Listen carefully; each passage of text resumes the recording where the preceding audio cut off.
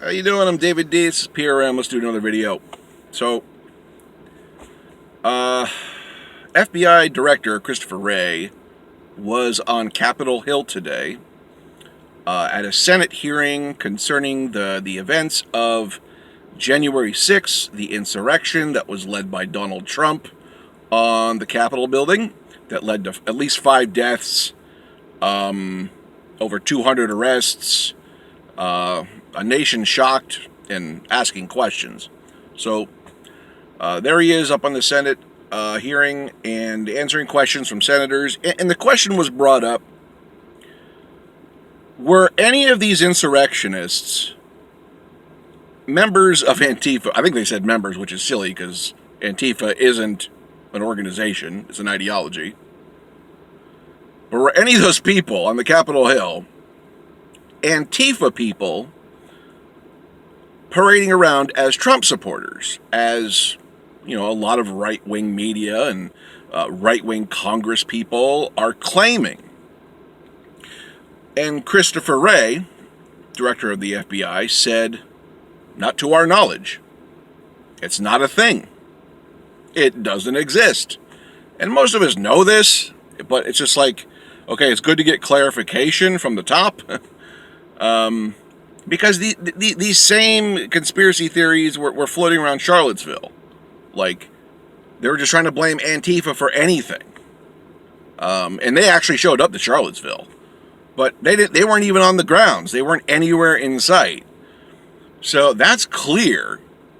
But it's not going to matter, because the right-wing media machine and right-wing congressmen, congresswomen too, are still going to push the narrative, because that's what they do. They fire hose narratives that are false. They coordinate with the press, their right-wing media spin machines, the Breitbarts, the Alex Joneses, the Sean Hannitys, the Tucker Carlsons, and they are really good at fire hosing false narratives.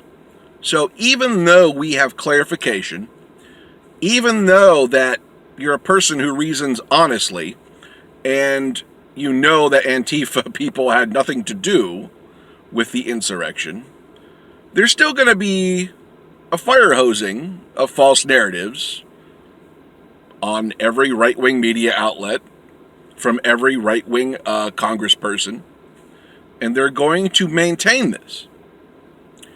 So I'm just saying, don't be gaslit. Understand that this is fire hosing, and they're doing this with multiple narratives that are false, but particularly this one. And it doesn't matter how outrageous it is. It really doesn't. The point is to push as many false narratives as possible, and see who you can gather up in your net of conspiracy and, build your team, so to speak. Because that's all they do. If you gaslight people enough, and if you gaslight enough people, you're still going to scoop up some people, okay? Even though most people are going to be like, okay, that's hilarious, that's ridiculous, that's obvious gaslighting, that's obviously fire hosing. People who reason honestly are going to pick up on it right away, right? But in America, we have those people in short supply, okay? At least 35% of this country is on board with believing conspiracy theories. 80% of Republicans are still believing that Donald Trump is president. There's a QAnon theory going around saying that Donald Trump will resume the presidency in 2 days, on March 4th. So, we live in a really strange country. But below that, they know they're pushing false narratives. They know they're fire hosing you. Okay, so don't be befuddled. Just recognize it as a strategy. Recognize it as obviously, blatantly, false narratives and gaslighting, and you'll be okay. But it was nice to see Christopher Wray up there. I mean, I don't know how much I trust the FBI, but I'm just saying, for what Christopher Wright presents to the public, he seems like a solid guy. He seems like a straight shooter. He seems like a Boy Scout. You know what I'm saying? And he seems like somebody who wants the truth. He seems like somebody who aims for objectivity. And I'll give him that credibility on its face. Like, anytime I saw him speak in the Trump administration or today, like, he seems to be a straightforward guy. So I think I can take him at his word.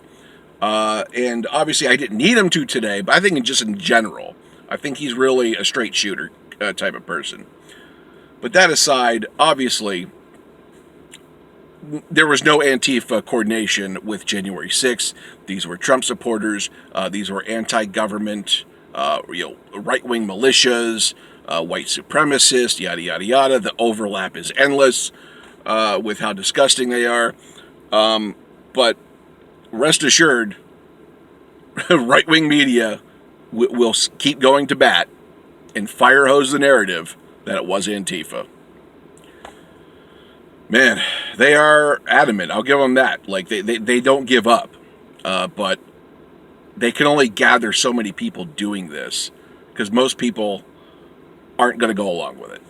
So, anyways, let me know your thoughts down in the comments. I'd like to hear from you guys. Like, share, subscribe, click the bell.